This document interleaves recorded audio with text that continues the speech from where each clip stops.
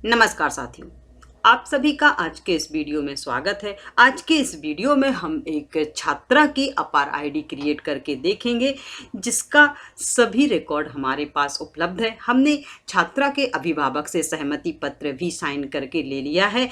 छात्रा के अभिभावक पिताजी का आधार कार्ड भी हमारे पास उपलब्ध है। इस कारण से हम छात्रा की अपार आईडी क्रिएट कर पाएंगे। छात्रा का आधार भी वैलिडेट किया जा चुका है और इसकी छात्रा का नाम यूडाइस पोर्टल पर और आधार पोर्टल पर दोनों पर समान है। अब हम अपार आईडी क्रिएट करेंगे और हम देखेंगे, यदि हमारे सामने कोई समस्या आती है तो भी हम उसको देखेंगे। तो चलिए हम आते हैं यूडाइस प्लस पोर्टल पर और लॉगिन कर लेते हैं। इसके लिए हम देखिए, किसी भी ब्राउज़र में आप जैसे ही यूडाइस प्लस टाइप करेंगे तो उसकी वेबसाइट आ जाएगी और वहाँ पर लॉगिन का ये हमारे सामने ये पेज आ जाएगा, जहाँ पर हमें अपना राज्य सेलेक्ट करके गो पर क्लिक करना है और हम अपने जो शाला के पेज हैं इस पर आ जाएंगे। तो अब इसका जो इंटरफेस कुछ इस प्रकार का हो गया है। यूडाइस प्लस पोर्टल का अपडेट होकर के और फॉर्म सेंटर यहाँ पर हमें दिखाई देने लगा है। तो हम करंट एकेडमिक ईयर पर आएंगे और हम जैसे ही इस पर क्लिक करेंगे तो हमें स्कूल इन्फॉर्मेशन दिखाई देगी, जिसे हम क्लोज कर सकते हैं। तो चलिए, जैसा कि आप जानते हैं कि अपार आईडी एक्टिव जो स्टूडेंट हैं उनके ही क्रिएट होगी। तो इसके लिए हम लिस्ट ऑफ ऑल स्टूडेंट पर जाएंगे और एक्टिव स्टूडेंट पर क्लिक करेंगे। और जैसे ही हम एक्टिव स्टूडेंट पर क्लिक करेंगे, देखिए हमारे सामने ये आधार वैलिडेट के ऑप्शन आते हैं। हम जिस छात्रा की अपार आईडी क्रिएट करने वाले हैं, हम उस छात्रा का जो आधार है उसको हमने वैलिडेट कर लिया है, कक्षा 7th। और हम चलिए चलते हैं सीधे छात्रा के जहाँ पर छात्रा का नाम दिया हुआ है। तो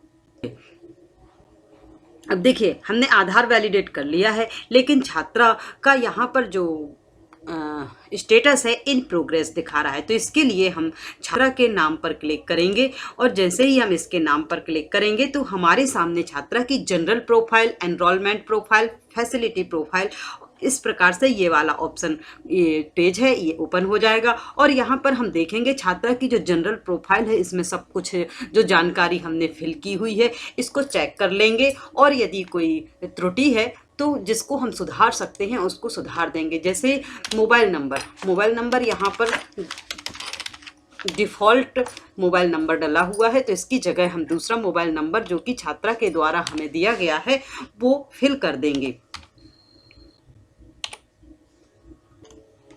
इसकी जनरल प्रोफाइल को हम सेव कर देंगे, क्लोज करेंगे और नेक्स्ट पर क्लिक करेंगे।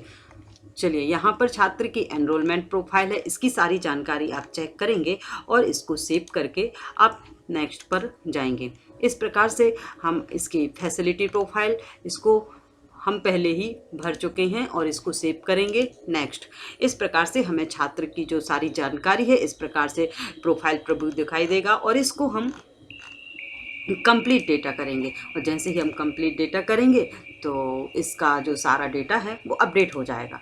अब हम वापस से एक्टिव स्टूडेंट पर जाएंगे तो हमें छात्रा का जो स्टेटस है वो हमें देखने मिल जाएगा, जो कि देखिए आप देख सकते हैं। अभी यहाँ पर हमें इन प्रोग्रेस दिख रहा था, लेकिन यदि अब हम देखेंगे तो इन प्रोग्रेस की जगह इस प्रकार से कंप्लीटेड लिखा हुआ आ जाएगा।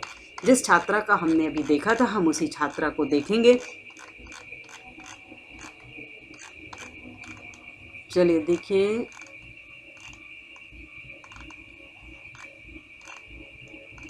ओके, ये छात्रा है। देखिए अभी इसका डेटा इन प्रोग्रेस दिख रहा था, परंतु अब क्या दिख रहा है, कंप्लीटेड। तो इस प्रकार से जब ये कंप्लीटेड हो जाएगा तब इसके जो अपार मॉड्यूल है इसके नाम के सामने जनरेट का ऑप्शन आएगा। चलिए अब हम देखते हैं अपार मॉड्यूल पर जाकर के इसी छात्रा की अपार आईडी क्रिएट करेंगे। तो जैसे ही हमने अपार मॉड्यूल पर क्लिक किया, यहाँ पर हमें क्लास सेलेक्ट कर लेनी है। गो पर हम क्लिक करेंगे, यहाँ पर हमें जो स्टूडेंट हैं इनकी लिस्ट प्राप्त हो जाएगी और हमने जिस छात्रा का सारा रिकॉर्ड अपडेट किया है हम देखते हैं उसी छात्रा की अपार आईडी क्रिएट करके। तो जब हमें अपार आईडी क्रिएट करनी होगी तो देखिए ये यहाँ पर जनरेट का ऑप्शन आ गया है। जैसे ही हम अब जनरेट पर क्लिक करेंगे तो हमारे सामने छात्रा का जो रिकॉर्ड है वो सामने आ जाएगा। यहाँ से भी हम मिलान कर सकते हैं कि क्या इसके नाम में आधार पोर्टल पर और इसके यूडाइस पोर्टल पर नाम सही है कि नहीं, एक समान स्पेलिंग है कि नहीं। डेट ऑफ बर्थ भी हम देख सकते हैं। हाँ, यहाँ पर चलिए, इसके बाद हमें कंसेंट फॉर्म भरना होगा, सहमति पत्र भरना होगा। तो चलिए हम इसको फिल कर लेते हैं। इस प्रकार से हमने सहमति पत्र की सारी एंट्री कर ली है और अब हमें सबमिट पर क्लिक करना होगा। जैसे ही हम सबमिट पर क्लिक करेंगे तो हमारे सामने एक मैसेज दिखाई देगा स्क्रीन पर, are you sure you want to generate APAAR ID with consent by father. यहाँ पर फादर जिसका भी हम नाम डालेंगे, यहाँ पर पिता या माता कोई भी हो सकता है। हमने यहाँ पर पिता फादर का नाम डाला है तो उनका नाम शो हो रहा है। अब हमें क्या करना है, इसको कंफर्म करना है। तो जैसे ही हम कंफर्म पर क्लिक करेंगे तो प्रोसेसिंग होगी और देखिए ये अपार आईडी क्रिएट हो गई है। तो इस प्रकार से यदि जो छात्र,